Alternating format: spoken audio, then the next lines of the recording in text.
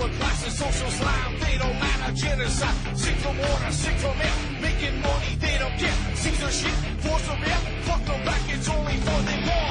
They shoot, they kill, they massacre, rape, they burn the kids. No one lives current. Trees, laugh to your face, fight, and die, cause God will give.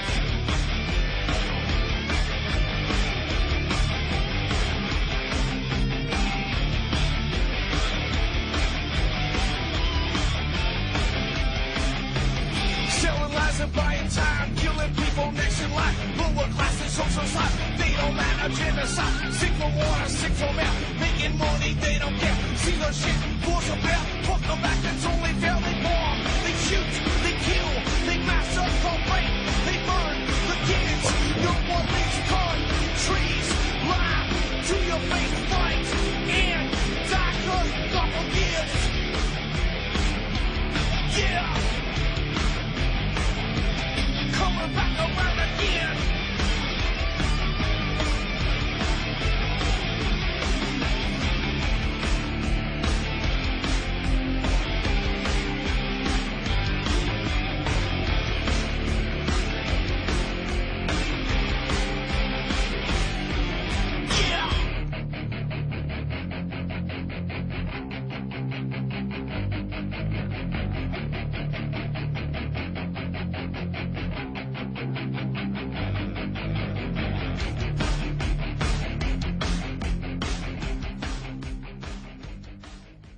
Welcome to the show. This is Game On here on UCY.TV. I'm your host, Ron Stevens. It is January the 17th, and for the next 2 hours, we're going to talk about stuff. And if anybody has something they wish to say, please feel free to call in.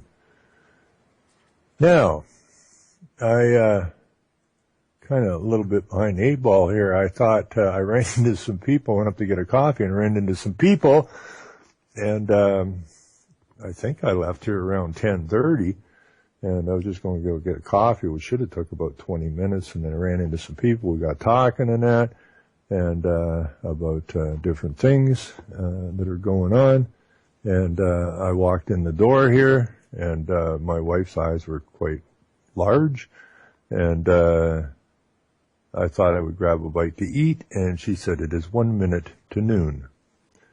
So, I didn't get lunch, I didn't get my before show smoke, but we're here. Sometimes you just don't pay enough attention to the time. So, anyways, there's lots to talk about today, and we're going to do it as soon as I get a couple things opened up and organized here. I kind of enjoyed the show last night. There was a couple of things that were a little strange, but that's okay.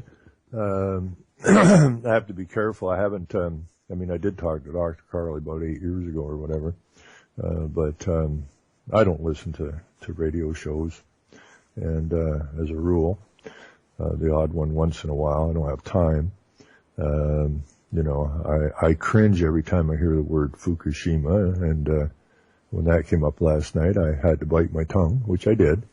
It wasn't important in the context of what we were talking about anyways, so, but I did enjoy. I actually sent a note out to Dr. Carly last night that, I don't like it when people who have, worked a long time, quit.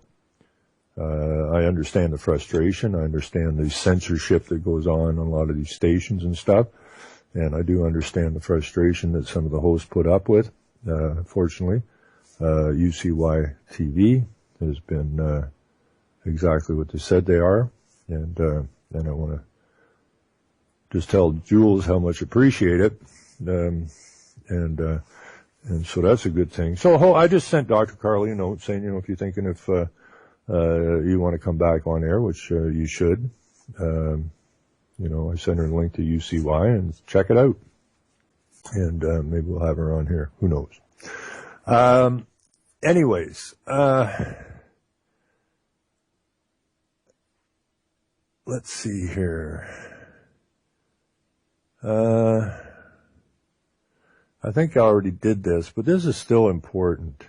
I think people need to really wrap their brains around about how and who is running the show. You know, it ain't Obama, it ain't Trudeau, it ain't whoever the prime minister or president of wherever is. It is the banking fraternity, it is the lawyers, and the foundations who are the influence, the people that keep, you know, the job of the foundation is to screw with people's heads, to get them to believe things, that aren't really true, and to influence, the school systems, the universities to teach the students what they want them to know. And so therefore, very little, if anything, that we're taught in school has any real meaning to it, other than to keep us submissive and stupid, really. And they do a very good job on it. So this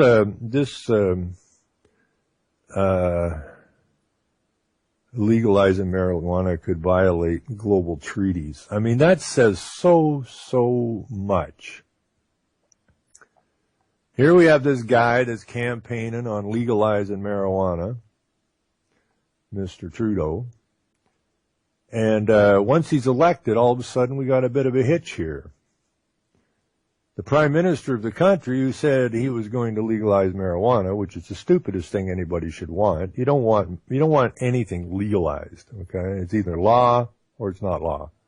But this idea of legalization gives this company, known as your country, power to regulate and take money out of your pocket. I mean, how ridiculous. I mean, how many hundreds of thousands, if not millions of people had their lives destroyed by people running around saying, you know, I got you with a joint, you have to go to court now. Oh my God, you got some of that unholy weed, 3 months, 4 years, 10 years, whatever, yada, yada, yada. Now those same people have flipped it. What was the devil weed or whatever, all of a sudden is a way for the players to make cash. And so now they feel bad, I guess, about all the millions of people that they've destroyed their lives over this, and now maybe they feel bad and they're going to legalize it, but they still control it. And no different than prohibition. Okay, no different whatsoever. So they controlled it by throwing you in jail, and now they're going to control it and take your money out of your pocket for it, control what it is and the value of it and everything else. And they still have the power to throw you in jail, of course. So now they got you both ends, right? They got those that submit to the legal rules, they get their money, and if you try growing it yourself, well, then it's not legal for you to grow it, so they're going to throw your ass in jail. Okay, it's a monopoly. It's just like Michael Schmidt has been fighting for the right to sell raw milk, and he has every right to sell it, and he is selling it. He's been selling it for over 20 years, and he has no intentions of stopping. He's been busted and thrown in jail and harassed, and dragged in and out of courts and fined. Thankfully for him, he's never paid a fine. I don't know what it all adds up to, but he has no intentions of paying the fines. He hasn't done anything wrong. He hasn't hurt anybody, and it's the same with growing weed. If the government can grow weed, then I would suspect you can grow weed. Oh, wait a minute, it's not legal for you to grow weed. And that's the difference between legal and lawful. Okay, legal, they set up monopolies, just like the Milk Marketing Board in Canada is a monopoly, or in Ontario is a monopoly. Anybody tries to horn in on that monopoly or undermine the monopoly is going to get bitch slapped, if you will. And it's the same thing with the marijuana. The only thing different now this time is that the prime minister who's saying, well, he's the prime minister of the country. He's nothing but a jackass. Okay? If he's stupid enough to become the prime minister and he doesn't understand how the thing's set up, then he ain't bright enough to be running anything. Therein lies the problem. The prime minister, if the guy's running to be the prime minister, says he's going to legalize marijuana once he becomes prime minister, and then after he's prime minister, he finds out, oh, that could be a problem. I thought it was important. I thought it was the head of this thing, right? And really, I'm not really very important at all, am I? No, you're not. Okay, Canada became, as did the U.S., Australia, and all the rest of the countries, became members of first the League of Nations and then the United Nations. Okay, and all through these years, since before World War I, these documents, these agreements, these treaties have been signed, these letters of intent have been signed with the United Nations. And now we find that our little puppet Trudeau, our little puppet prime minister, actually doesn't have the power to do what he said he was going to do. He doesn't have the power.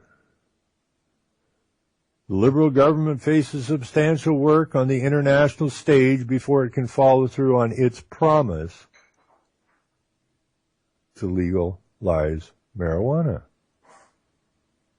Well, I mean, if you ran for prime minister, ought you not to know? I mean, your daddy was prime minister. You were brought up in this whole system. Don't you know how it works? Right? Or are you just lying to the public? But then you're a politician, so you must be lying to the public because that's part of your job. You're not allowed to tell the public the truth, because if you told the public the truth, you wouldn't be sitting where you're sitting now.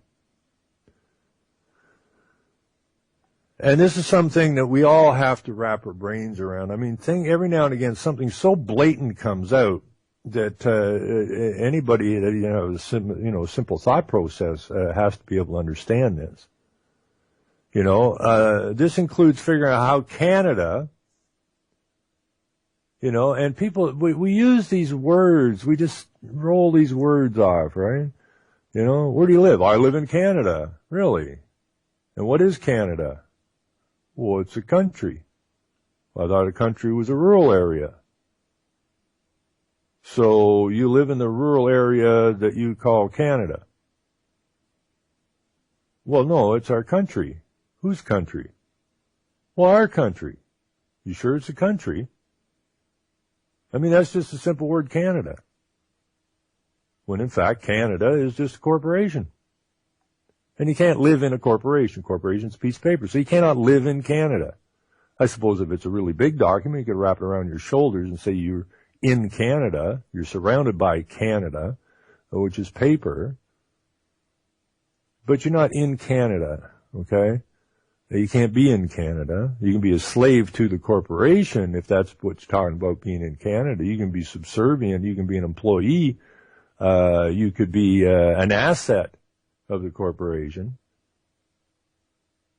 But you're not in anything, okay? You're on this piece of ground that they've designated as Canada, okay? And gave that corporation control over that landmass or over that country, rural area, if you will. So anyways, this includes figuring out how Canada would comply, which is figuring out how the corporation would comply with 3 international treaties to which the country is a party, all of which criminalize the possession and production of marijuana. So all of these government grow-ops are outside the legalities of the treaties that they signed through the international whatever, United Nations. So did none of these people know this before they were spewing off for the last few years that they're going to legalize marijuana? Of course they knew. They had to know. They're run by lawyers. The lawyers wrote all this crap, so of course they knew. But this is just so blatant. Figuring out how the corporation Canada would comply with 3 international treaties to which the country, okay, see, they screw up the words again. That includes figuring out how Canada, which should say the corporation, would comply with 3 international treaties to which the country, well, the country is not the corporation, and the corporation is not the country. The definition of country is rural area. So they can't even get a sentence straightened out here. Who it would comply to the international treaties to which the country is a party? Canada, the corporation, is the party. The rural area is just what it is, the rural area, and that is a country, rural area. All of which criminalize the possession and production of marijuana. So you can't even produce it for medical purposes according to the treaties that were signed.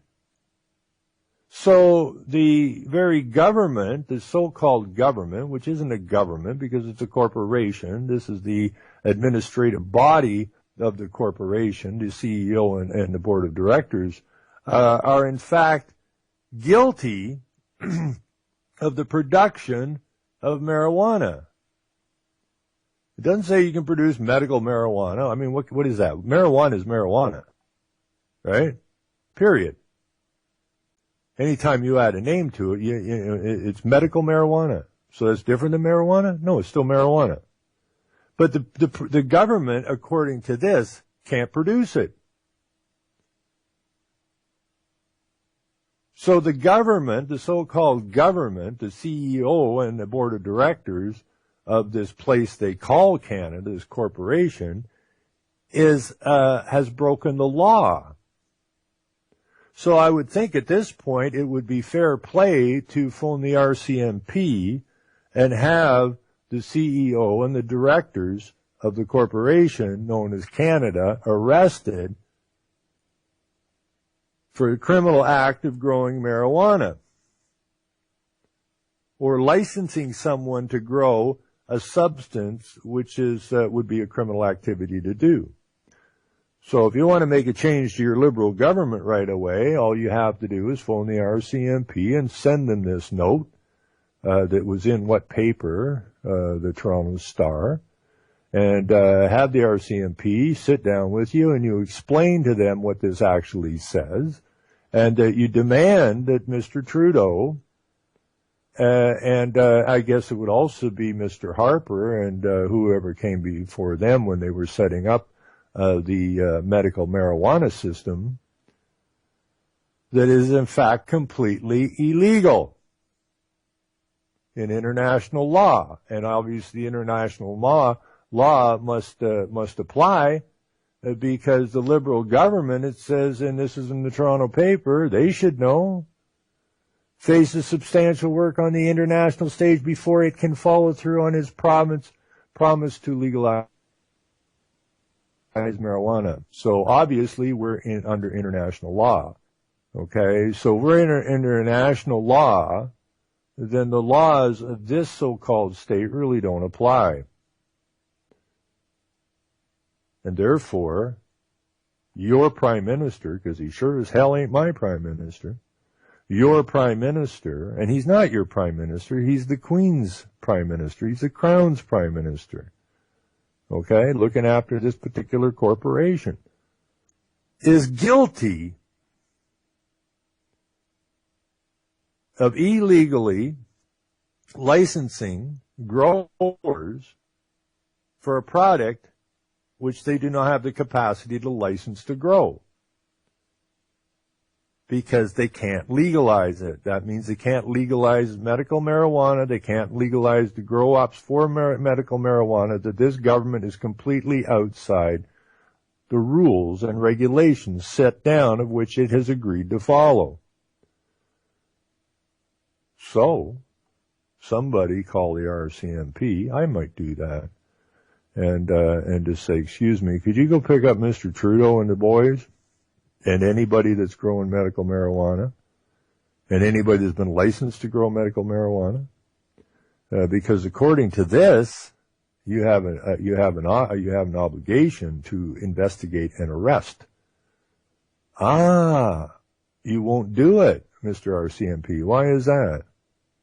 Oh, I see. Canada is owned by the Crown, and the Queen is the head of state, and Trudeau is the Prime Minister looking after the business affairs on these lands known as Canada on behalf of the Queen / Crown / Corporation / Vatican / Pope. And you, like Mr. Trudeau and the cabinet and every other politician and the police and the judges, took an oath to serve the Queen. And you, the RCMP, are actually a military force of the Queen under the direction of the Queen outside the purview of the government itself. So you're actually a direct agent of the Queen / Crown / Vatican / United Nations, whatever. And therefore you will not investigate. And that's what you're going to get. That's exactly what you'll get. And this is tyranny. This is a police state. And that's what we live in.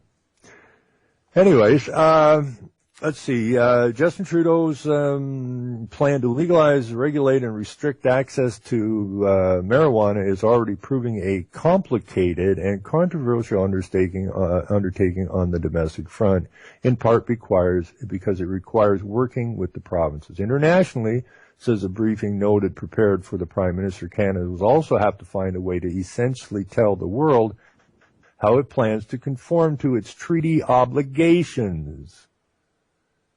Now, this is supposed to be your country. Oh, Canada, our home and native land, whatever the rest of that song is. We stand on guard for thee. You're standing on guard for a corporation. You're a citizen, which is a subject to the corporation, which means you subject yourself to the rules and the regulations of a company, which started out as the Hudson's Bay Company, not unlike the Virginia Company or the Plymouth Company in the United States or the East India Company. These are all investment firms. They're companies. But this particular company has signed on with the global company known as the United Nations, who just happens to have the World Bank and the International Monetary Fund, which are our financial arm, and the BAR and the WHO and the FAO and UNESCO, and it goes on and on and on and on, who control every aspect of what goes on in your so-called country. Okay? It's just making the big global corporation, if you will. That is the goal of the United Nations, the New World Order. And as I keep saying, Rockefeller said something has to take the place of government, and business seems to be the obvious entity to do it. And so now you will be under the auspice of a global corporate governance model, I guess. And so our governments don't have any power anymore. The people have no power. We've been hoodwinked like forever. And I just love little stories like this because it's so blatant, it's so in your face as to what's going on. Anyways, this is so they're going to have a hard time, and this so-called independent country must essentially tell the world how it plans to conform to its treaty obligations. Doesn't sound like an independent country to me. Okay, so you politicians do as they're told, and you suffer for it. So if you want to get back into law and get away from the legal side, while Mr. Trudeau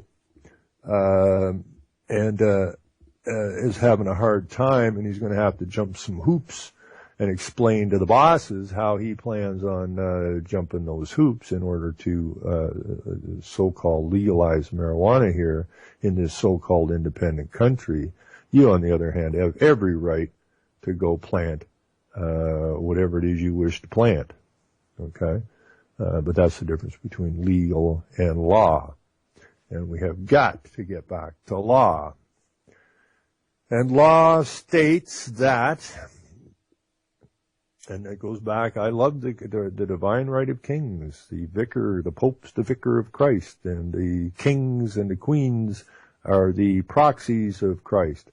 And whatever they do is as if it came directly from the mouth of God himself. And they just bring it forth to us.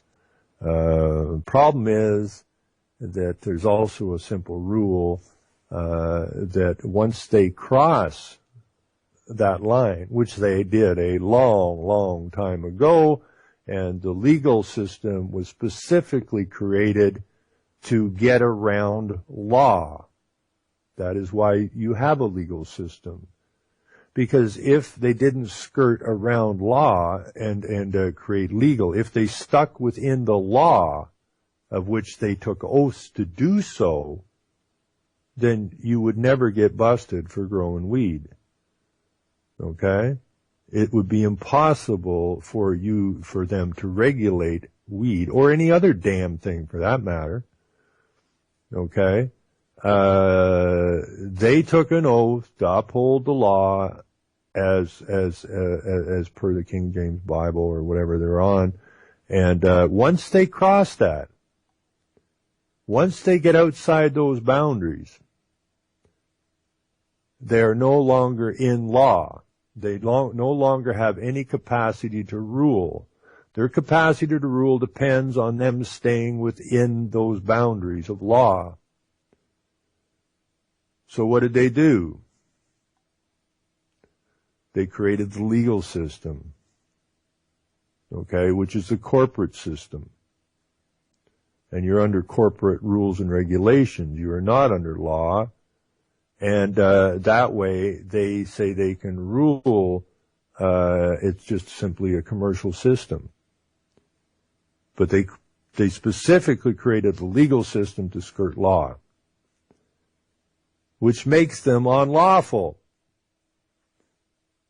The only thing they have is they have given themselves the monopoly on force. That's the only thing they got going for them, is the monopoly on force. That if you do not bow down to them, well, they will hurt you. Doesn't sound like a very benevolent government system to me. You know, we made these rules and regulations, and if you don't bow down to them, we will hurt you. Well, it says in the law, you're not supposed to hurt me. You can't cause harm. That's against the law to cause harm. Well, you're talking about law. We're talking about the legal system here. We got every right to harm you. Okay? Because we're running like a business. And we either call you an asset or an employee or whatever, but we have the right to harm you. Even though causing harm is against the law, even though the law is dominion, and you were given the right to use all of the plants, the water, the fishes, the air, and everything else here to benefit you and your family. But they can't have that. So instead of being proxies or vicars of Christ, they wish to play God themselves, and that crosses the line. And therefore they have no legitimacy whatsoever. The only legitimacy they have is the legitimacy they manage to get us to accept through deception and fraud. So they really don't have any authority whatsoever, except for the force. May the force be with you, I guess. So, Errol Mendez, a constitutional international law expert at the University of Ottawa, says the government faces a long, hard slog in the global arena before it can legalize pot at home. So all that says is that your elected officials, your elected representatives, have no power to represent you, because they're under the auspices of the United Nations global corporate structure.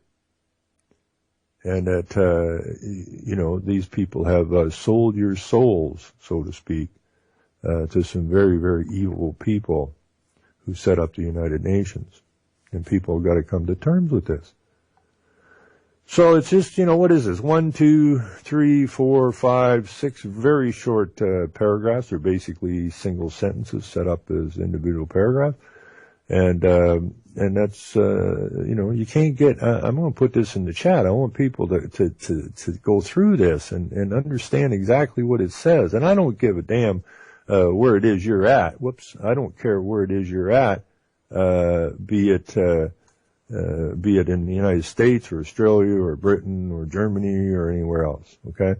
Then that brings us back to the immigrants, okay? Why are we bringing all these immigrants in? We've got all kinds of people can't afford a house. All kinds of people having a hard time feeding their families. All kinds of people having the most difficult time in the winter trying to keep heat in their houses. So there's something wrong with that. Yet we're bringing in all these immigrants. Why are we bringing the immigrants in? Because we were told to bring them in. Because we signed treaties. We signed letters of intent with this institution, this world governance model called the United Nations. So it's not that even if Trudeau or that didn't want to bring him in, they're obligated to bring him in. Just like he has no power to legalize marijuana, he has no power to keep the immigrants out. And that's the same thing in the United States and Australia and Britain and everywhere else these immigrants are coming to. Okay? They don't have a choice because they signed on. They signed your ass on, and they have no authority to do so. Right? They have no authority to sign anything with anybody that would undermine the freedoms and rights of the people on the lands that they're on. They have no authority whatsoever. I don't care if he's the president, the prime minister. I don't give a damn who it is. I don't care if it's the Senate. They have absolutely no authority whatsoever to go outside your boundaries and start signing agreements and letters of intent and treaties and all this kind of stuff without the consent of the people. Well, you voted for us, therefore you consent for everything we do. Horses ass to that. That is the dumbest ass thing I ever heard of in my life. So why are they doing what they're doing? Simple. To destroy the West. And that's what they're up to. And they're doing a very good job of it. All you gotta do is look around. You know, I think there's more people living on the streets now than ever. I mean, you got all these people. I mean, Canada's not, we play the good guys, right? We're the good guys. And America's the bad guys. Good cop, bad cop. Okay? That's the game. And so they play one off the other all the time internationally in the news and everything else. But the fact of the matter is they're playing for the same side. They work for the same group. Just like the political parties being the, wings on the same bird. And all of our, our manufacturing's been torn out from underneath of us. We have no control over our oil prices. We have no control over anything anymore. And then the so-called elected officials tell us a load of bunk all the time. They just straight out lie to us all the time as they're taking us down. And we have to go and take the land back. I don't give a damn about the government house. We just simply got to take the land back. The Federal Bureau of Land Management in the United States has decided that we're going to take over all of these lands. And whether they're state lands or county lands or whatever kind of lands they are, we're going to take them over and we're going to preserve them. And oh my God, is that a spider? Did you spot a spider over there? Yeah, I planted it there yesterday. Well, stop the road construction. There's a spider. And we have to become sustainable. And therefore we have to control all the land. This is just corporate nonsense. Okay? They have no power to do any of what they do. And again, I don't give a sweet damn how much you like or dislike the Bundys or the Hammonds or any of these other people. I could care less. I'm not getting real involved in that, but the point is that, right or wrong, agree or disagree with what's going on out there, at least they have one thought process in their head, which is absolutely correct. The land belongs to the people. The people were given dominion over the lands, not some federal bureau agency that is connected up with an international group, a syndicate, a global syndicate of criminals whose only job is to steal and hurt people. The ranchers know how to ranch. The farmers know how to farm. Okay? Leave them alone. But if the farmers farm and the ranchers ranch, then guess what? You're cutting in on the monopoly of the food system. Right? And they don't want that. They have to control it because they can't poison you if you have the ability to look after yourselves in your own neck of the woods. You know, there's an old guy that I used to take the meetings with me. He was like, I don't know, he's still with us. I think he's probably 90, I don't know what he'd be now. Last time I said he's still driving, so he's ought to be 94 likely now. Somewhere in there, maybe 95. But he was an old guy, and we would go to these farm meetings and that. And you know, what he explained to me, I said, you know, how's it changed? Like now we got grocery stores and that, you know, and we all know you got a 3-day supply. If you're lucky, it depends how hard the run is. 3-day supply of food. So if you're living somewhere now, it don't really matter where you're living, unless you're on a farm, and probably not a factory farm, because if you're on a farm and you're running factory chickens or factory pigs or factory cows, you probably don't really grow a lot of your own food. So you probably even there aren't really what you would call, you know, personally sustainable. But you got like a 3-day, it's all just in time stuff coming through down the road on the truck all the time, just like they did with the manufacturing industry, just in time. Something burps along that, just in time line, you're screwed. So you get like a 3-day supply of food. They can shut your food system down anytime they want, or they can drive the price of your food up so freaking high because they control it. Okay? If there's a volcano here or a storm there, that's going to drive the price of the commodities up because it's all commercial. It's not about food. It's commerce. And you can find yourself in serious trouble really quick. But this old guy, when I was talking to him, you know, I'm going, well, you know, my understanding is they used to put food up. My grandmas and my grandpas and that, they put food up. Okay, they jarred food, they canned food, they dried food, and they made sure they had enough of it ahead so that if they did have a bad year or this crop failed or that crop was bountiful, that they lived within those perimeters. But they were smart enough to know that without the food, you're in serious, serious trouble. And they were independent people. And they also worked together. They didn't have insurance company. If your house burned down, your neighbors came and built you a new house. And if their house burned down, you went and helped build them a new house, same as the barns. You know, if the bull went down, somebody would bring a bull in to make sure that you kept the animals going.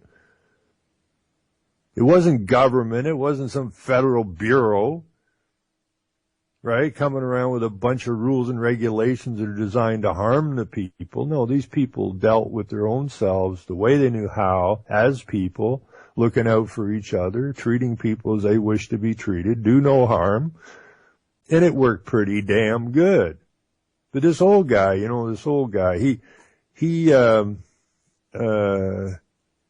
that, you know, every county, when he was a kid here in Ontario, had its own canneries and that, okay? To make damn sure that they had food back. But we don't have that anymore. We have no food security whatsoever anymore because we don't have any control whatsoever over our food systems. None. And they can shut that down on you tomorrow morning. And then what are you going to do? You're going to run to the government. Help me, help me, help me. Oh, Mr. Government, help me, help me. So, anyways, where the heck was I here? Yeah, okay. So,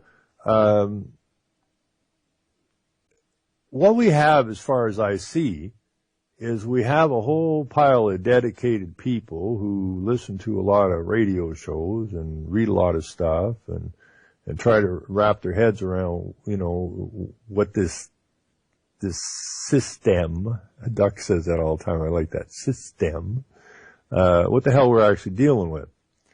And we all know that the media is a bunch of liars. We know the politicians are a bunch of liars. We know the teachers are a bunch of liars. We know the preachers are a bunch of liars. And the medical system, well, that ain't really a health system, is it? Everything's upside down, backwards, and how are we going to deal with it? Well, I know a lot of people feel comfortable,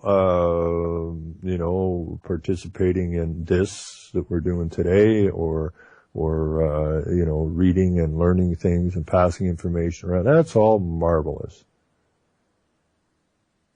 But we got to take on the media, and the internet is not taking. I know people, the internet. No, we'll crush the mainstream media. Nobody's listening to mainstream media anymore. Well, that's stupid. I don't know who's saying that. Lots of people are saying it. The mainstream media is quite alive and well, thank you very much. And they have the most influence. Okay? Because if they didn't have influence, which they do, and lots of it, because people were brought up with it, no one would vote. That's a given. If the internet was so good at what it's supposedly doing, no one would vote. Because we have informed everybody. Oh, pat us on the back, eh? That's delusional as far as I'm concerned. Okay? We think we're fighting back. We're not. It's a bunch of people yammering on about this, that, and the other thing. And I don't mean to, there's some really good information out there. No doubt about it. There's some people working really hard, really long. There's people who work really hard, really long, got fed up and quit. Those people I ain't real fussy on. They shouldn't quit. I know it's a pain in the ass. I know it's financially draining and so on and so forth, but you can't quit. Take a rest, but get your ass back to work. Call it your job. This is your job. Your job is to straighten this mess out, because you're waiting for somebody else to straighten it out. You're going to be sorely, you're going to be sorry about it. So it's our responsibility to push back, especially against the media, because that's the biggest influence people get. The media is all over the place welcoming Syrian refugees, and without giving any background as to why they're here. And if they do give a background, it's a false background. But this is what most people hear. Take the Iraq War. I mean, was there anything more phony? Take the Vietnam War. Was there anything more phony than this? I mean, it's so in your face phony is ridiculous. But people it doesn't matter what they look at or turn on. It doesn't matter if they pick up a magazine, a newspaper, turn on the radio, turn on the TV. They go to a movie, they go to church, they go to school. They are 24/7 hammered by this propaganda machine. And the only way we're going to hammer back is to give the other side of the story, or a proper background, a realistic background to the story. And the only way we can do that is in print. So I don't care how many people think that the internet, I hear this constantly, and it makes me nuts actually, that through the internet we will change the world. Well, right, whatever. It's a very minor player, realistically. Hell of a good search. It's a good research tool, and there are some good tools in it. But it is not sufficient to get to the average Joe. The average Joe is not going to come and listen to this show, although some pop in from now and again. but this is a slow grind. It's much faster to go to Joe's home. Now, I found this about people I've known this forever because it's just the way it is, and it has to change. And the propagandists know this is the way it is. The propagandists will get, because they have the media on their side, they will have, we had these, multiculturalism dinners here, so that you can taste the world. It's all the world, right? All this propaganda stuff will get played up in their media at the local level. It's always about the local level, because the same thing goes on at the local level, at every local level. Now, I went looking at a zoo issue, I guess they call it, and I got looking through some local papers around Ontario. And what do I find? Because it's all about patterns. You got to find the patterns. And all of these papers, doesn't matter which community it is, if I go and I look at these papers in the same relative time frame, I will find the exact same stories. Okay? And that's how the propaganda is working. It's at the local level. Global to local, giving the global the power and control over every aspect of your life is what's going on. I now pause this radio show to say hello to the bunny that's running across my yard. Hello, Mr. Bunny. And he seems healthy and wise. That's a good thing. Hope he got enough to eat. But anyways, back to what we are doing. The fact is that we do not have, we're kidding ourselves, basically, what we're doing. We are absolutely kidding ourselves that what we do here on the internet is going to change anything. Okay? It's too spread out. So you get a bunch of people on the internet, and all of these protests, most of these protests are disinfo, set up by disinfo agents, and it brings people into them, and they make a protest. And Joe Average, on watching the TV or reading the news, has no freaking idea what's going on. And it's either popularized or it's not popularized. Like sex education is put forward as a very positive thing. The Occupy is put forward as these people who wish to take down the banks and that. Meanwhile, what the Occupy people, the people that got sucked into this, that don't understand where this thing came from, are prancing around the streets, and the media's, dealing with it. And what does that do? It puts the fear into the people that have invested their life savings, that worked hard all their lives, and invested their life savings. And here's this little group of people camping in these parks and that, who will show no respect to anybody. And we're going to take down the banks because it's the corporations that are the problem. Meanwhile, these people that are watching and reading about this are completely vested in these institutions. So your message isn't really the message that you think's going out to the people. It's all a big play. So we have to be able to counter this stuff. Okay? And the only way you can counter it, as far as I'm concerned, unless you have a local radio license of which you can pump this stuff out 24/7 to the listening audience in your local area.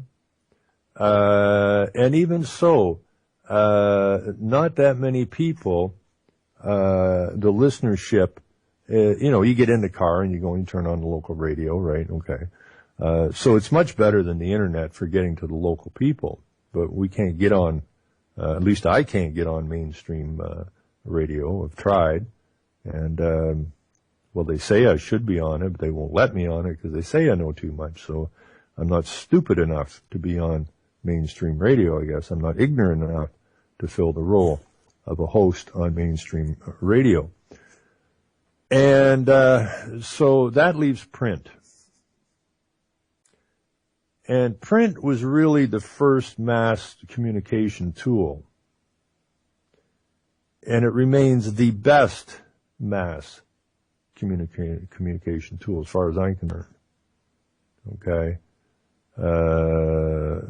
Words on the page have much more, what's the word I'm looking for? Anyways, they're much more powerful than some idiot talking head on a TV station. And we have to get back to communication.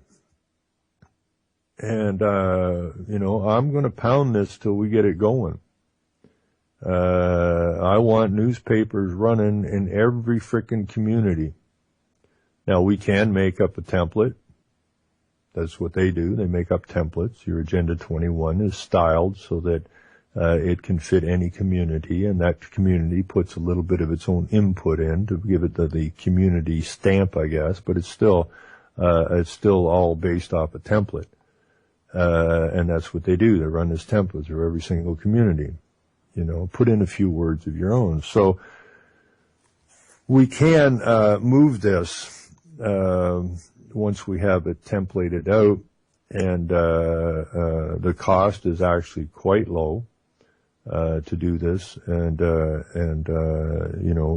we can sell ads in it. And I do believe that as we go, I wouldn't be too concerned about ads the first few issues, but the beauty of it is once it's in print, like you can go and you can put up, I can go do a newspaper in issue, and I could tag it to my blog. I suppose I could tag it to my Facebook. I could tag it to my LinkedIn. I could tag it to Twitter. I could tag it to a lot of places. But, it's much more difficult to hit 5,000 people in a block, or it's much easier to hit 5,000 people in a block than to get 5,000 connected people in close proximity to each other through the internet. Far much easier, and it's much more powerful because it changes the thought process of the people who are reading it. They're bitching and complaining about their hydro bill. But that's all they're doing. They're bitching and complaining about their hydro bill. Well, did you read in this paper what they said about what's going on? Well, yeah, but it was false what they told you in the paper. So you still don't have any useful information. You just have something more to bitch and complain about. And that's what the commoners have been taught to do, just bitch and complain about it. Well, I should phone up my MPP. I should phone up my state representative. I'm just so upset. I read this article in the news, and I'm just freaking upset. We should have a petition. I think we should protest. And all you're doing in all those scenarios is bitching and complaining. Okay, you're not accomplishing anything, you're bitching and complaining. They love it when you're bitching and complaining because then you're busy. You aren't fighting back. You aren't bringing the opposite or the opposite side of the story or the full story to the people. And that's why print is so damned important. Okay, you bitching about your hydro bill? Fine. Here's this month's edition of whatever, and here's why you're bitching about your hydro. Okay? This is what's caused you to bitch about your hydro bill. Let us give you the history of why your hydro bill is the way it is now, because you don't have that and the media is not going to give it to you. Now you're not just empty-headed bitching. Now it's laid out right in front of you, and that ought to make you extremely angry. And anger is a gift. Anger makes you ask questions. Anger makes you think. Anger makes you look for solutions. Bitching and complaining, none of that's going to happen. Because if you watch people, they'll bitch and complain about something for weeks until something new to bitch and complain comes along, which apparently is more current. And so it's, oh, you still whining about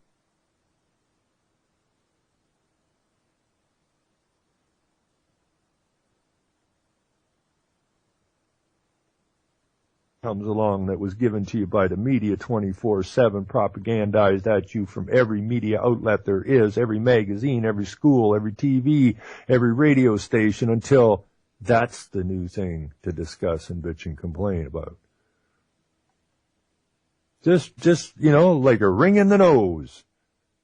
Come on over here and bitch and complain about this. You want to discuss this? Don't feel intelligent. Just discuss it. And we'll get you something new once this starts to get boring for you. We'll get you something new to bitch and complain about or discuss. And we'll keep you busy while we completely destroy your futures. And you won't even notice it happening. Because you're busy bitching and complaining about exactly what we gave you to bitch and complain about. And if you're thinking, man or woman, that ought to tick you right off that this stuff's been going on. So, my attitude is, are we bouncing in and out of here? My attitude is we have to get print going again. Of all the ways to get to the public, print is by far the cheapest. It is the most effective. It carries the most weight. And it can inform people of what's really going on. The story behind the story.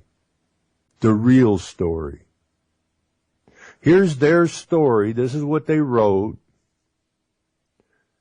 And news story is, I like this comparison stuff. This is what they wrote. This is why they wrote it. Okay? You think it says this, it actually says that. It's a tool to get people to be able to think and comprehend what it is they're reading. We have to bring people up a lot of rungs here if we're going to change this. I have people say, well, it's changing now. The whole thing's imploding. It's all going to change. Well, not to our benefit, it won't.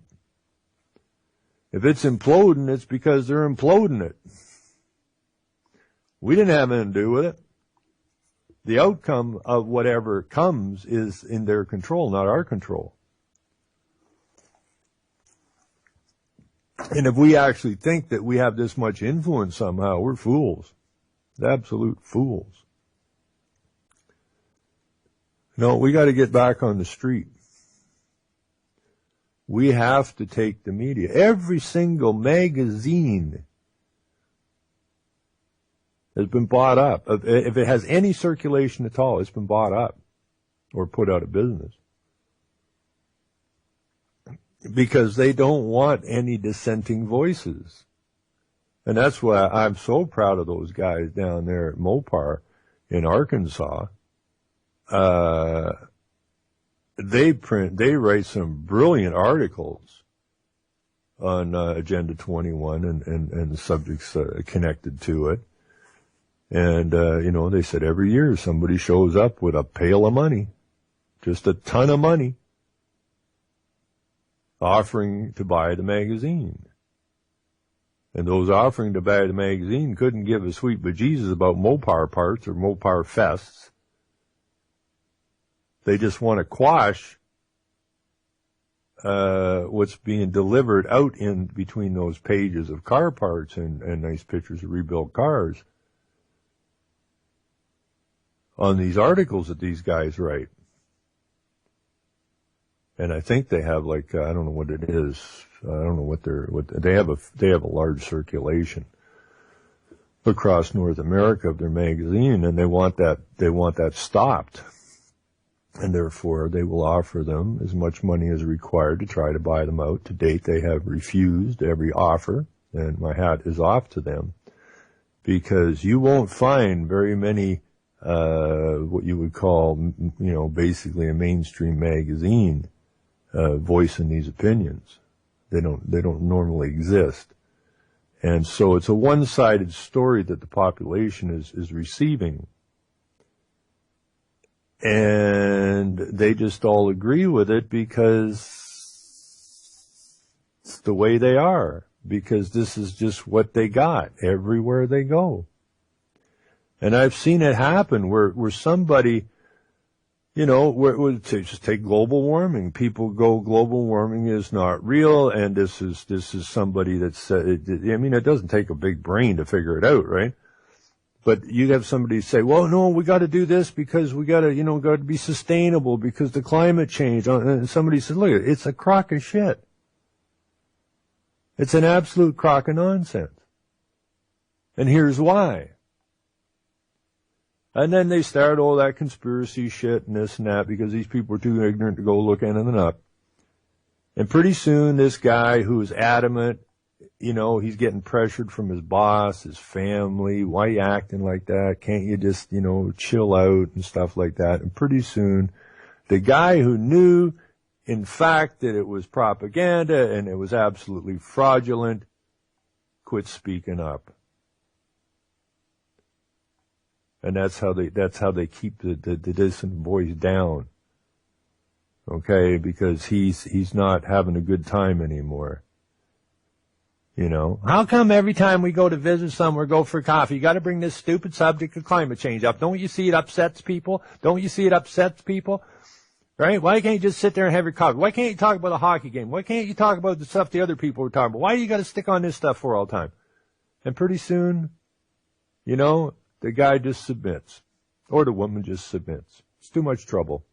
Because there's so much propaganda, it overrides him, and pretty soon he just submits. He knows damn well, but he's shut up. And that's how that works.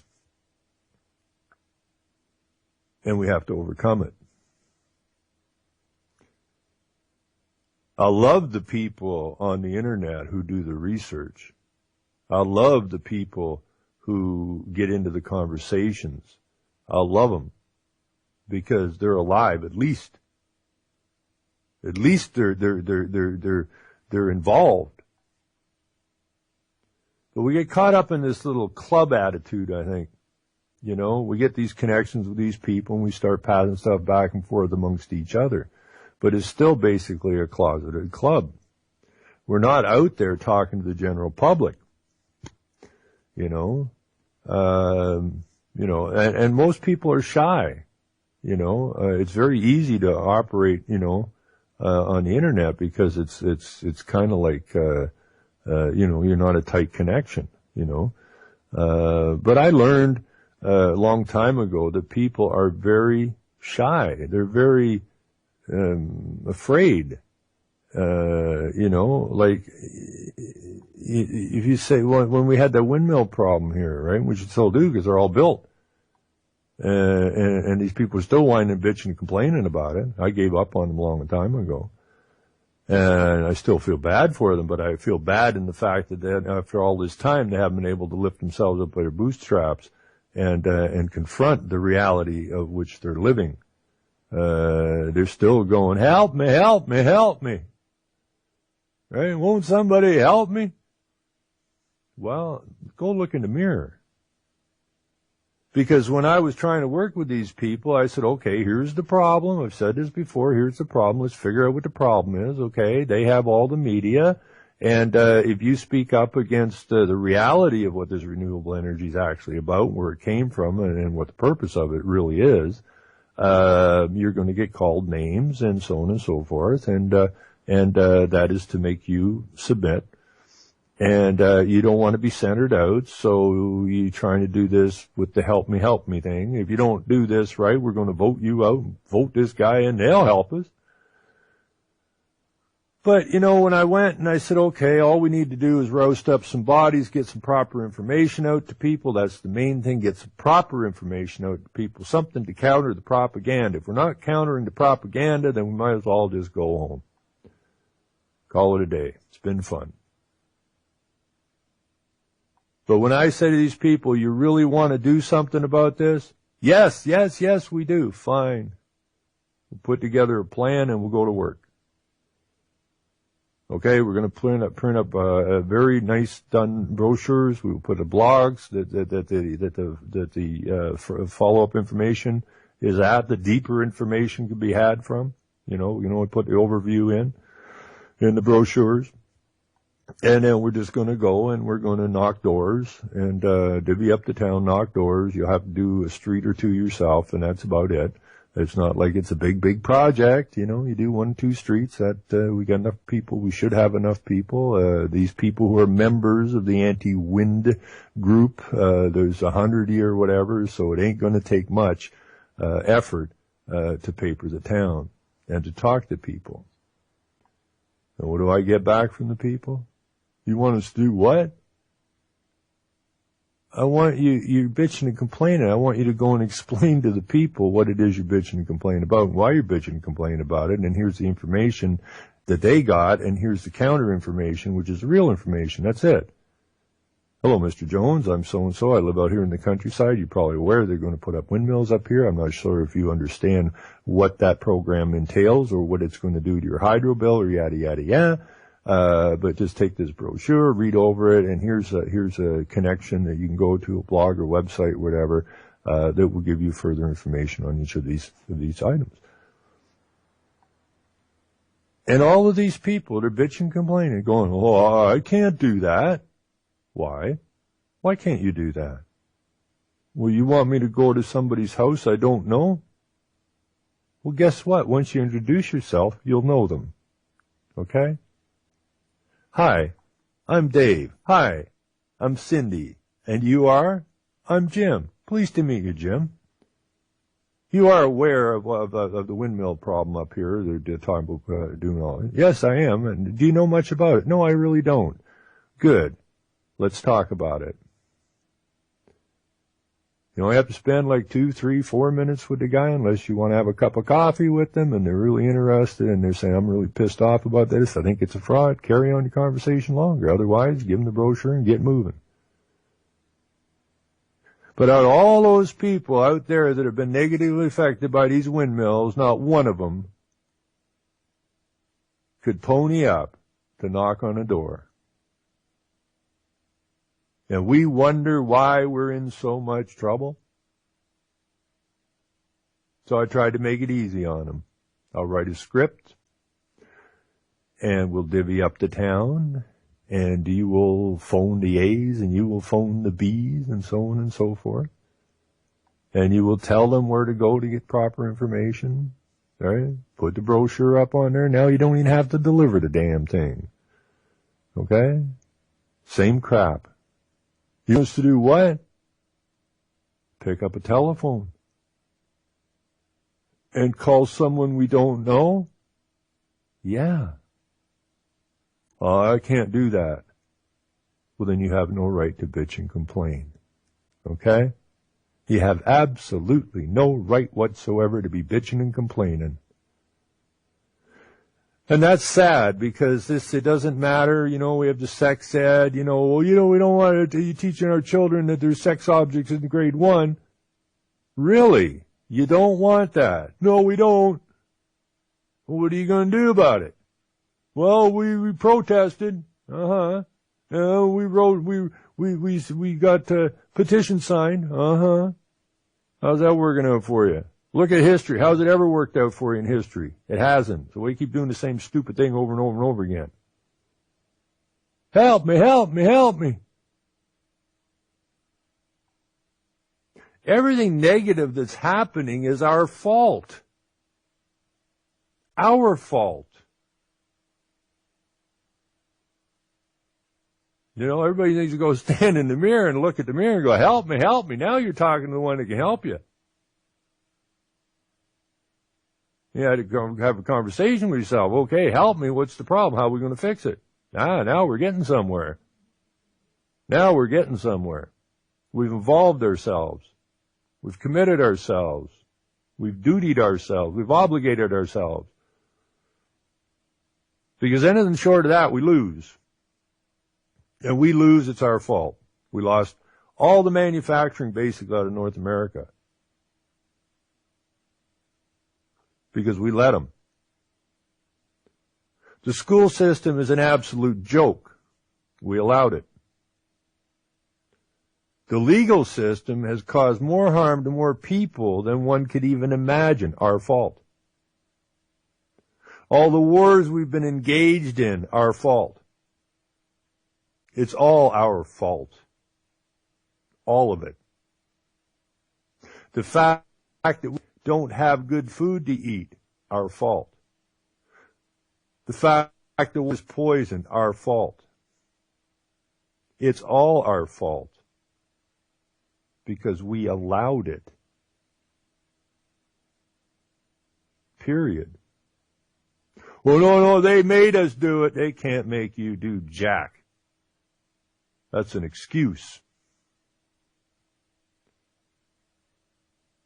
No, we're going to change this. We're going to change it. If we're not, then let's decide not. And then just let's live out our lives the best way we know under this cloud that we live under, knowing that these people have basically a target on your back, and we'll just be scared. And don't forget to get your fishing license before you go fishing. You know, don't forget to ask permission before you do this or that. And then die. And then your children and their children will be in worse shape than we were. Because they're locking them down. And if we're not prepared to stand up and defend that, their futures, then who are we going to blame? Obama? Trudeau? I mean, how pathetic is that? How truly pathetic is that? No, it's our fault. Plain and simple. There's no one else to blame. Because we're the responsible party. We were given dominion, and we allowed it to be taken away. Period. And we need to go get it back. And we don't have to be violent. That's the sweet part of it. No violence required. But we do have to get people. We need bodies. And what controls these bodies now? Propaganda. Well, how do we fix that? Well, we counter the propaganda with truth. Call that propaganda, if you will. But we have to counteract it. If we don't counteract it, it's like I don't know what it's like. It's like some kind of slime crawling across the planet here that everybody just tries to keep stepping out of its way, knowing full well that at some point it's going to consume everything, and there won't be anywhere to step out from it. So you better figure out how to get rid of it, how to stop it. And my answer to that really is we have to get some print media going. I've given this an awful lot of thought. I've analyzed this. I've thought this through over and over again. I've talked to so many people. And, like take this police board meeting we were at last Monday, or this past Monday. That's not going to get reported. Okay? There was a reporter there, but it ain't going to get reported. Trust me. You're not going to read about what happened in that police board meeting. You know, the reporter is not going to write that the mayor of West Gray, who is the chair of the police board, is not going to write that the mayor agrees that the municipal government is in fact not recognized as a government by the federal government. Because then he would be saying, every time we say we're your municipal government, we're lying to you. Not going to get, the reporter is not going to write that the mayor agrees that the municipal council cannot represent the people in the municipality. Oh, they agreed with that at the meeting.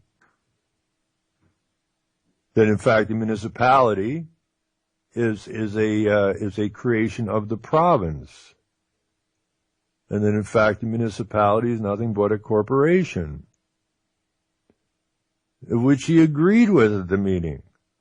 You're not going to read that in the local paper because the reporter ain't going to put it down. Okay? So we need our energies to turn a little bit. We need to attend these meetings, and we need to put it in print. You see, because when people pick up the local paper, which they've been picking up forever, and there's one thing that does get read in every community, and that's the local paper. And so much of important stuff is glazed over or not reported in the local paper. So, you know, we need to just get our own little teams together in our own neck of the woods. Attend the police board hearings. Attend the council meeting. Right? That's painful at the council meeting. But you got to do what you got to do, right? Have people go in there and challenge the council and have someone there to report on it, to report the reactions of the council. I mean, turn this into fun, not work. Okay? Beating these guys back has got to be turned into a pleasurable experience.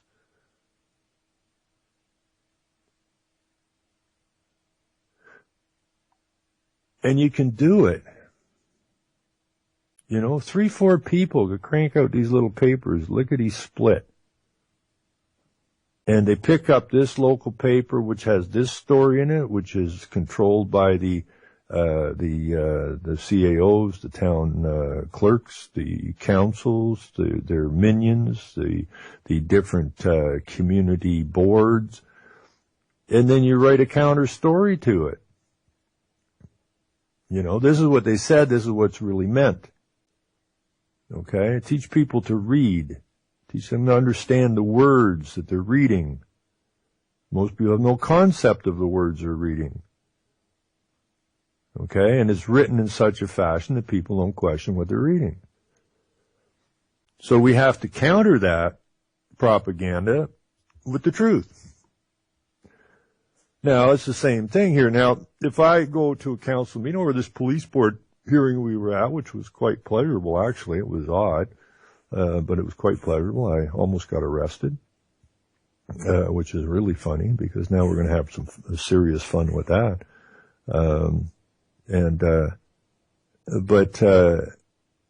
You know, the story has to be told.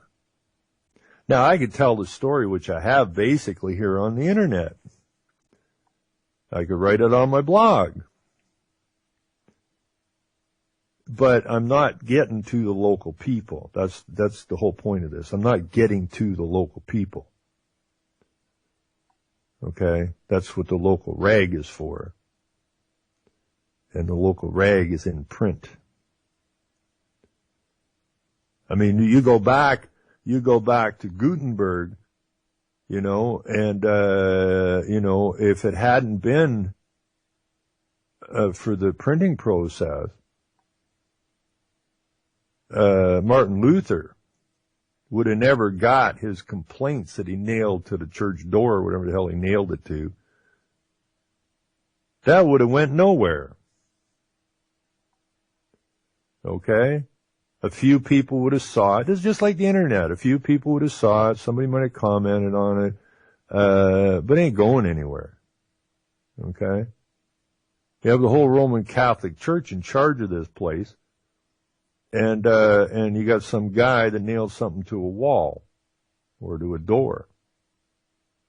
And I'm sure people read it. They walked up and read it. But if it hadn't been for the printing process and somebody got a hold of one of these things or got a hold of that thing and started printing it, well, nobody would have ever heard of Martin Luther. Okay? It made huge changes. And how'd they do it? With the printing press. Didn't have radio, didn't have TV. That's all like candy to me. That's not even the radio and the TV, and that's like candy. It's the print. It's the word on a piece of paper that gets into people's heads. It's something they can contemplate. It's something they can go back and check on later. And we got to get it rolling. Got to get it rolling. So that's what I'm going to be working on for the next bit. I got a call from Michael Schmidt last night, and got some pretty interesting stuff. And I told them they're not going to raid him anymore. They won't raid him anymore. Guaranteed they won't raid him anymore. The next step is they're going to, this is my feeling anyways, that they're going to try a process where they're going to want to set up a board or whatever to investigate what they would have to do to legalize the raw milk. He has beaten them. Okay, his people have beaten them. And it's been a long, long haul, but the man has very deep moral convictions, and the legal system, again, is amoral, and moral will always trump amoral. It may take some time, but it will. And so, you know, I told them they're probably going to try and suck you. I wouldn't legalize. I wouldn't go there, because if you do allow them to legalize milk, then again they control it. Okay, and what they're trying to protect is the monopoly of the Milk Marketing Board. So if they do go about and legalize raw milk, they will put so many restrictions involved in that, and the cost so high, nobody will be able to afford to operate as a raw milk or real milk farmer, and or the product will be so damned expensive that those that wish it will you know, the number of people that could afford it will drop dramatically, again making the business you know, not really financially viable. But he did get calls since we were at the police board hearing. The chief has decided to retire. The MP, Michael says he got a call from the MP and the MPP. These are people who didn't want to talk to him before, wanting to set up a meeting. So they're coming with the white flag, and I know Michael's smart enough to understand the game they're going to attempt to play out here, and he's smart enough to understand, and he's been at this a long, long time, so I don't think they have the capacity to outmaneuver him. So we'll just have to see what that particular meeting brings forth. But I would say that they've about had enough, and they know they can't beat him. And I do believe it was this last raid when all those people showed up, just like at the Bundy, and now all those people showed up. Of course, ours weren't armed. We don't have militia here. But they stood him down, you know, and the women, you know, what they did was what I've been saying for a long, long time is we have to learn to say no and mean it. And those women that were there, they'd loaded the truck and they couldn't get out. And those women there were very adamant. They said, "You're not taking our food. That's our food, and you ain't taking it." And they said no, and they meant it. And there was no screaming and yelling. They were just forceful in the way they presented themselves by not being afraid and not yelling and screaming and ranting and raving. It was just simply, that is our food and you ain't going with it, period. This is coming from a lot of middle-aged women.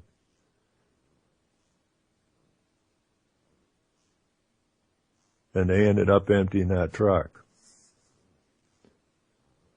And then they turned around and charged Michael and a bunch of them with obstruction, and even though they didn't really obstruct anything, it was them middle-aged women that was doing all the obstruction. But they want to center certain people out as ringleaders in that, and try to bust the confidence of those people that actually stood the agents down and the police down. So, we win only if we become active. We win only if we work together. And we win only if we can get the needed knowledge to our local people. And unless somebody's got a better idea, because I want to hear it, I want to hear everybody's ideas, absolutely want to hear everybody's ideas. The cheapest, most effective method of getting to a block of people and having the ability to present to them the information that they require on whatever subject it is you decide to inform them on is the print media. Because only through the print media can you get to a block of people like that. All of these towns have these community radio stations now, which are specifically set up to send out the globalist propaganda. That's what they're there for. And I've talked to the guys that own the stations, that set these stations up. They had offices. They come into these little communities, set up these community radio stations. They agree that they're propaganda machines. Okay? To keep people at the local level so they can propagandize the globalist agenda at the local level and get people to believe that they're actually participating in this somehow, that it's their idea.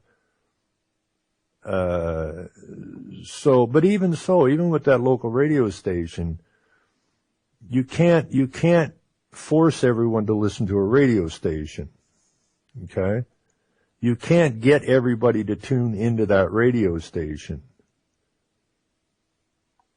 But if you deliver to the homes, now there's no guarantee anybody's going to read it, but I would think that the odds on them reading it or leafing through it are far higher than what the community radio station has to deliver. I mean, right now here, at least in Ontario, people are just peeved about their hydro bills. And you can lay out a story there that uncovers the entire fraud of what got us here.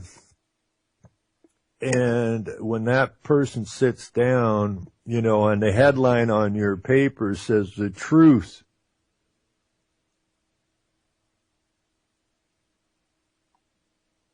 of the hydro problem that we're having here, or the truth, why your rates have increased at the rate they have, what the reason behind it, whatever. They will read that. Make no mistake about it, because they have a vested interest in why their hydro bills are getting so high. So they will read that. Now, they may not agree totally with what they read because they've been propagandized so much that they may have but you have to present it in such a way that its idea is to perk their interest to go find out more information. And we can lay the whole scam out to them right in front of them. But I'll guarantee you, when Mr. Smith, who's ticked off at every hydro bill going up higher and higher and higher all the time, finds out when the agency with the board that actually sets the rate is completely outside of the province and was set up by the province and given the sole right of determining your hydro price, yet nobody in this province, not the minister, not the premier, nobody can tell this particular board what to do or what price to set it at. That's going to tick a lot of people off, and that has never been exposed to the people that are complaining and bitching about their hydro rates. This is our job, to bring them real information. Once they start reading this stuff, they will turn, I'm telling you, they will turn against their local media, because they'll come to realize that they've been lied to, they've been deceived and manipulated by the so-called local media they trust to bring them news that was relevant to what was going on in their lives. This is a huge opportunity for us. And we need to take it. And we need to run with it. Anyways, Indian casinos, Hebrews, no correlation. I don't know what that means. Anyways, there's a little story here about hydro somewhere. And where is it? Maybe it's here. Let me look. Okay, this is a story that is from Queen's Park, right? This is the Legislative Assemblies at Queen's Park. This is where the government business is done at Queen's Park. It's the Queen's Park. Why do we have a Queen's Park in a country that is supposed to be independent called Canada? How come it is we have a Queen's Way? How come it is the King's Highway? How come it is we have the Queen's Park, where these blithering idiots go and stand on opposite sides of the Queen's house and bitch and bellyache like a bunch of school children? These are the people that are in charge of writing the rules and regulations of which we are forced to abide by. But of course, these are the Queen's little helpers, the Queen's little children, the Queen's little representatives, who can't do anything without the Queen. They can write all the legislative garbage they want, and none of it has any force or effect until it is ascended up through to the Queen. Wait a minute, I thought we were an independent country. Well, we're not. You are subject to the Queen/Crown. Period. Which makes you subservient to, which means they can write whatever stupid ass law they want. They can write a law in the legislature tomorrow morning that says that each, let me think up a good rule. A good rule. What would be a good rule? Statute that might come through the legislation that would go up through the Queen to have her ascend it and turn it into a law. What would be good that the legislature could put up forward? Something the lawyers could wrap their teeth around. Something absolutely ridiculous. What would that be? Let me think here. That everyone in the province of Ontario, because this is about the public, it's in the public interest and it's for the common good, because everything you do in the legislature has to be for the common good and the public interest, which are one and the two, although public interest is an ambiguous statement and really doesn't have a defined meaning. But regardless, everything must be done in the public interest for the common good. Well, when you go through and you look at public interest, which is, again, is an ambiguous statement, and they work their way through it, they say, well, it kind of means, well, probably the common good. Well, in the public interest for the common good, you just said the same damn thing twice. You didn't say anything. And this is what we are obliged to accept. So, what is let's see. Something everybody could live with. Everyone in the province must wear a tag saying, I promise to be sustainable. They say they can't do that. Want to bet? Want to bet? Because if you don't promise to be sustainable, then you're a threat. You're outside the public interest and you're going against the common good. And if you're not wearing this tag, you will be fined $500 frickin'. And you will get pulled over. And you will be given your ticket. This is how ludicrous this is. You know, distracted driving. How ludicrous is that? Absolutely ludicrous. Because there's no defense. Well, I'm Officer Dudley, and I saw this person driving down the road, and, well, they appeared to be distracted. How so, Dudley? Well, I saw them looking to and fro, and their eyes were not centered over the steering wheel, paying particular attention to where they were going. Every now and again, they would glance over. Once I thought I saw them lower their head as if they were reading something, possibly texting. And in my opinion, they were becoming a threat both to themselves and the common good. And therefore, I stopped that car. Of course, they denied they were distracted, but, you know, it's my word against their word, and we're looking to get money, so I give her a $1,000 fine. What the hell?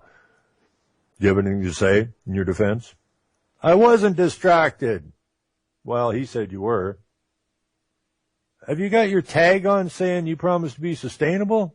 You came to court without your tag saying you promised to be sustainable, and you want me to accept your defense for distracted driving?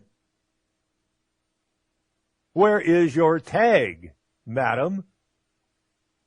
I think I left it in the car. It's legislated. It must be on your person at all times. I'm going to let you go this time. But Officer Dudley, I want you to keep an eye out for people to make sure they have their tags. Because you know and I know that anyone that's not wearing that tag, I promise to be a sustainable citizen, obviously is a threat to the rest of us.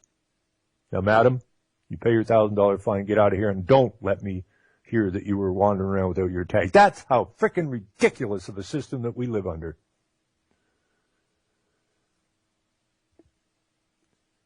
And we need to change it out. And,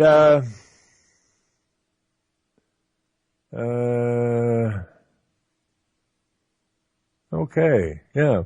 So that's what's going on. So we got this story here.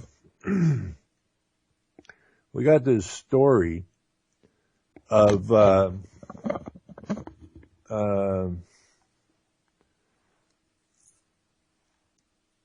where'd that thing get to?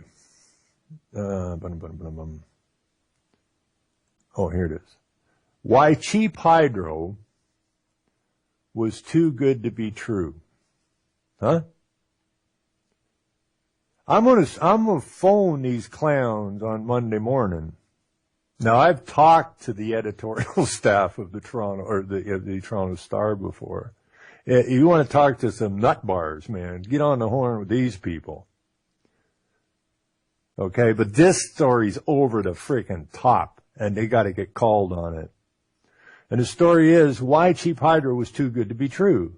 Are we paying too much for electricity now, or we're just paying too little before? It says blaming an electricity utility for price hikes is like showering praise on Enbridge or Union Gas for declining natural gas bills, writes Martin Reg Cohn. Well, none of what he said so far has any bearing on anything, nor does it make any sense. It's the just like nonsense, right? It says here, nothing gets a rise out of ratepayers like rising electricity bills. But there is an inconveniently powerful truth about power rates.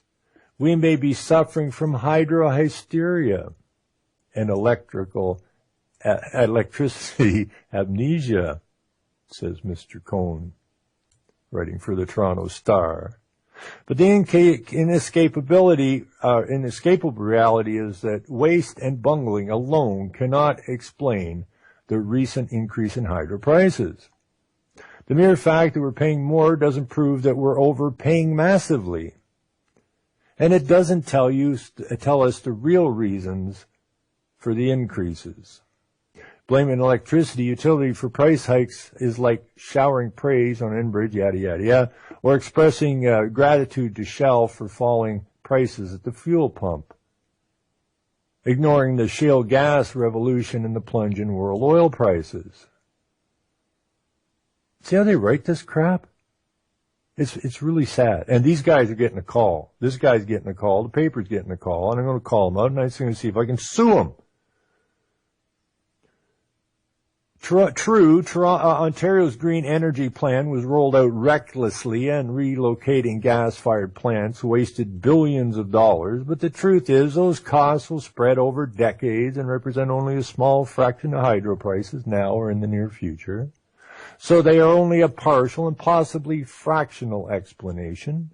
So what we have is we have a total, as he's saying, we have a totally inept, incompetent group of people attempting to run our electrical system, called the politicians and their boards and stuff, who apparently have no clue as to what they're doing, because they don't have a clue what they're doing, because they're implementing the UN agenda. Okay, this has nothing to do with our electrical system, and this guy knows it. But so what? They wasted billions of dollars, and they had to move the gas plants, and yada, yada, yada. Yeah, don't worry about it. Possibly a fractional explanation. Notice the politician who criticized high prices carefully refrained from promising reduced prices or implying they could ever restrain the future increases. They know better than to promise the impossible, and that successive governments bear part of the blame for decades of meddling and mismanagement. Once again, regardless of what party is in power, they are apparently all meddling and mismanaged and incompetent and inept, regardless of what party has been in power over decades. But it's not a problem. But here's a question. Why many don't think to ask, a question. Is today's price for electricity all that high to begin with?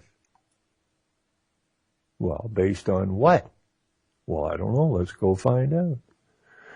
As the accompanying article by my colleagues, Robert Benzie and Rob Ferguson, show, the daily price of electricity in Ontario is in the same ballpark as a cup of coffee at Starbucks.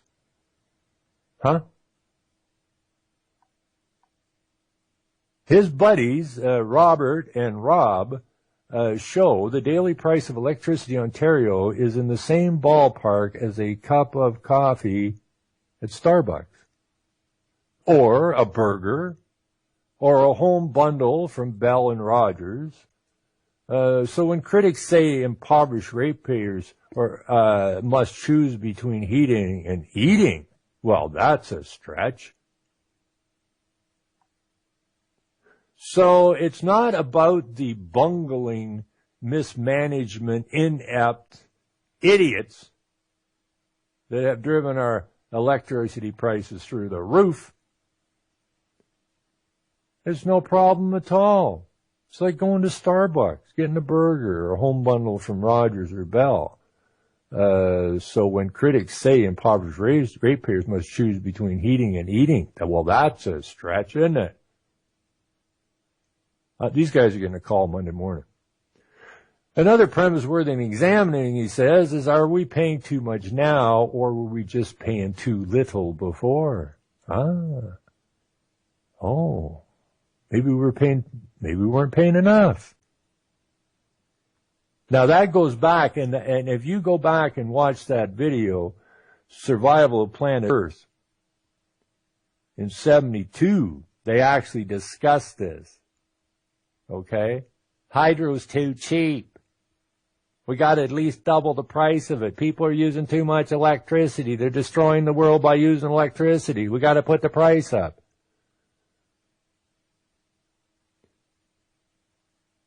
And this is all UN garbage on how to destroy the West.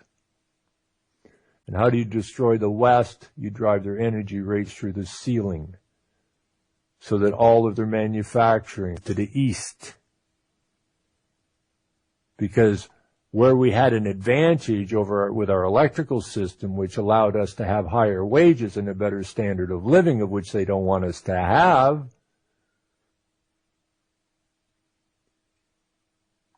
by driving up our electricity rates, they took away our cost advantage. And then we got the free trade, which pulled all of our manufacturing out, which went to the east, mainly China. We're more strong, and Power Corp have set up their systems over there. And that's where most of our prime ministers come from and stuff. It's all in-house, total junk. And so while we're driving our hydro rates into oblivion, at the very same time that we're being propagandized with the number of deaths every year caused by coal-fired energy. Of course, there's no data to back any of that up. While they talk the stupid public into, we got to shut the coal plants. Oh my God, they're going to kill everybody. We want free green energy. That's what we want. Do you want coal-fired plants messing up your environment? Do you want smog days, or do you want clean, free, green, renewable energy? Oh, we'll have some of that. Can we have some free, green electricity? We'd like that. Now, this free, green electricity apparently isn't so free and so green, and it's not even really power. It's energy, but it's not really power. It's driven, for the most part, your electricity rates right through the ceiling. So how is it green and free? It ain't. It's a fraud. But they use that fraud to enrich themselves. And they took all of our manufacturing because they drove the rate of hydro up, which took away our advantage. We either had a choice, drop our wages, which you can't survive here if you drop your wages. So, what are we going to do? So we move all the manufacturing over where it was set up, to move to. And while we were complaining about a few coal plants, and we're waving the green flag, the boys that gave us the green energy went and built 500 coal plants in China to give them the cheapest electricity rates on the planet, which is the advantage we used to have, but also give them the other advantage, which they didn't have here, was super low wages. So Morris Strong, Father of the Environment, says nobody can compete with us because we have the cheapest labor on the planet, along with some of the cheapest electricity on the planet. And then I got this dick at the Toronto Star puking this nonsense out on his page, trying to explain why our hydro rates are high. And he needs to get a phone call. And I'm not going to be able to finish this story, obviously, because I've talked myself out of time. And but I want to put this in the link. I want you to read through this, and if it doesn't make you puke, I don't know what will. It should. You should be right ticked off, because it's a load of bunk. It's a total lie. It's another piece of deception. It's another piece of propaganda, and that is why I'm saying we have got to get some print media out, period. And we have to guarantee, or not guarantee, but we have to target it at our local level. That's where we're being taken down from. Ron, they will blame you for the indoor grow-ops. I wouldn't grow it inside. I'll wait in the summer and grow it outside. What the hell would I want to grow it inside? Growing it inside, I suppose. There it is right there. Tomato, tomato. Very soon, every American will be required to register their biological property in a national system designed to keep track of the people and that will operate under the ancient system of pledging. Understand that, okay? We got conned long time ago. Time to get this back. I mean, if you started printing that in media and sending it to people's houses, the full story behind that, you might just anger a few people. Anyways, Hal's going to be on at 3. I got to remember to say that. I like that guy. We will do a show eventually. Yeah, so Hal's there. Give us some thought about newspaper, people. It's very important we do that. And I didn't get my before show smoke. That's quite a while ago. I haven't had lunch. That'll teach me to show up 1 minute before the show, huh? But I was having a pretty interesting conversation with some people this morning outside of here. And so I was enjoying the weather. You know, it's 7 below or whatever, and it's nice and cool out and fresh. So I'm going to go have my smoke, and then I'm going to have me some lunch. And we're going to get this back, and we are going to get some print media out. That I guarantee you. So Everybody take care. It says 158. I gotta hear sounds pretty damn quick. Is government propaganda illegal? Well, that's a good question. Probably. I mean, they're trying to harm you. They're causing you harm with the propaganda. The propaganda is set up to get you to accept the harm, and it's against the law to cause harm. So if the propaganda is caused, more important, definitely. Anyways, hear music. I'll be back here. Is this Sunday? I'll be back Tuesday, 7 to 8 p.m. Yeah, I want to especially thank Jules for running this thing, and everybody has helped me done that. There's no cows on it, so over here. Okay?